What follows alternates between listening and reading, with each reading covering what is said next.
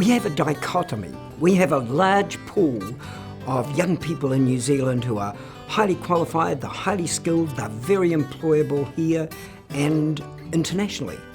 But then we also have a very, very big pool of young people who are not in training, they're not in employment, they're not engaged, they're not participating in our workforce, and what we need to do is to ask why.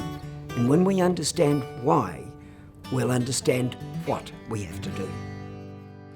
I do want to get a job, but I was struggling to find work. No one wants to take someone with no experience. I need a lot of work experience. I was on a benefit and that wasn't my money. So to me, I couldn't spend it and I wouldn't feel good when I did spend it.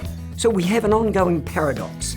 We have young people who are not in work, and we have employers who are saying that they can't find the right people with the right skills. How do we meet that challenge? What are the core skills that will assist employability? And if the best place to learn is on the job, how are we going to get young people into a work environment where they can be working and learning and becoming more employable for the workforce in the future?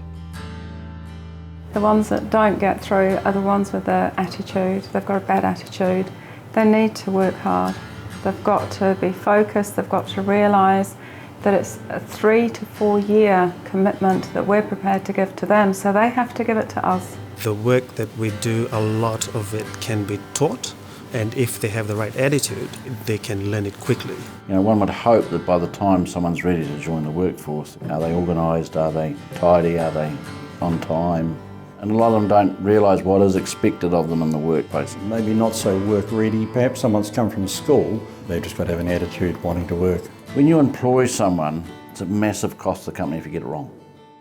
There are some things that we know. The cost of having a young person not in employment, not in education, not in training is about $30,000 per person.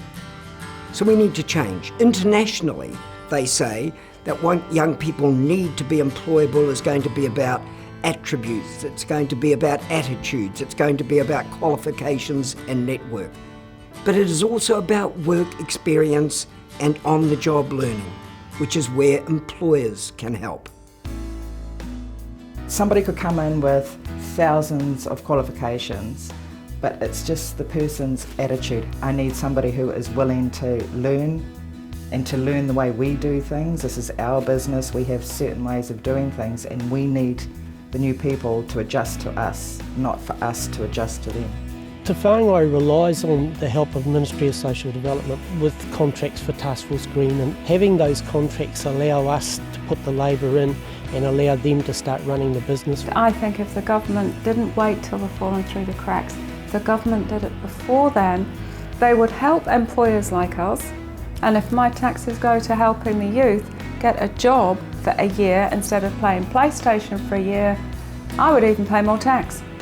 It would help if we were able to get the youth out into the workplace, like on a trial basis. I mean, if they're paying them the benefit anyway, it pays them to come to work. We need to have a whole of government approach. We can't have the fragmentation that occurs now. There's so much confusion, there's so much dilution, there is so much detracting from focused on what the real issues are. And if we continue with this, we're not going to fix the problem. So, you know, sometimes we can stand back and say we can't control our destiny, we don't know what kind of happened, but in some respects, you can kind of change what you do with it. They may not work here forever, but at least if we can give them some experience.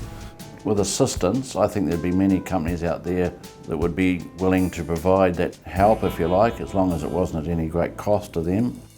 I think in Auckland, young people are facing the most difficult time that they've had to face in an economic cycle.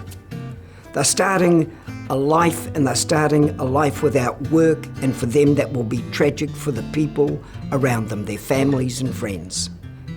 This is an international phenomenon.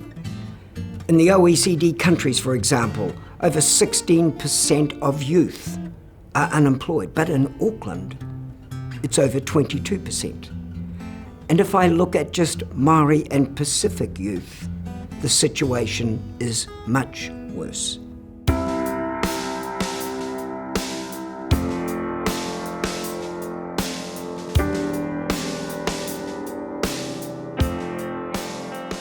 COMET Auckland do have a very clear focus on areas of greatest need.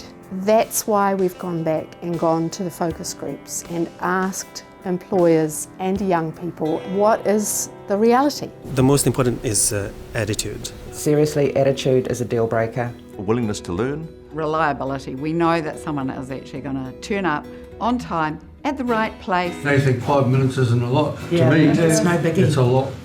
You ask them to do something, you've got to remind them the next day, and the next day, and the next day.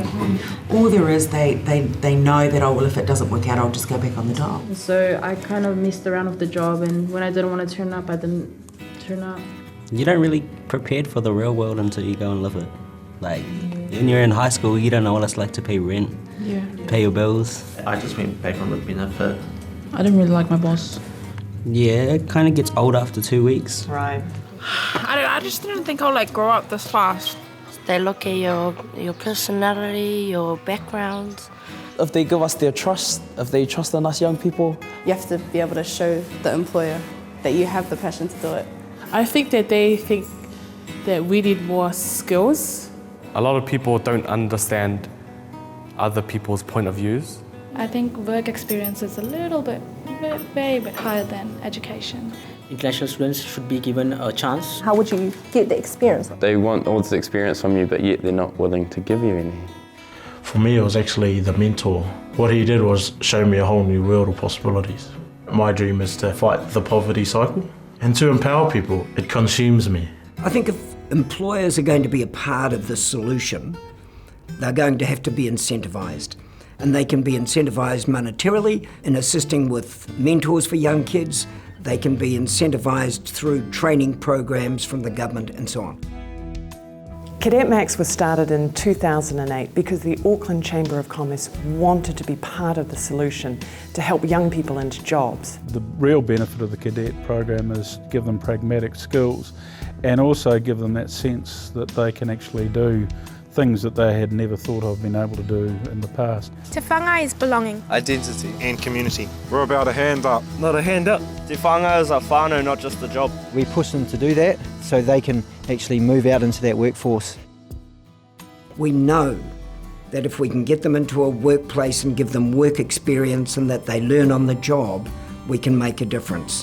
What we need to do is to have a model that allows for them to be quickly identified and quickly transitioned into work experience so that whatever contribution they get from whatever employer, it's a part of a lifetime learning for employment. If you want to get better results, if you want better opportunities, you need to put in the hard work. You got to put in the hard work if you want to get somewhere. I was lost, now I have a purpose.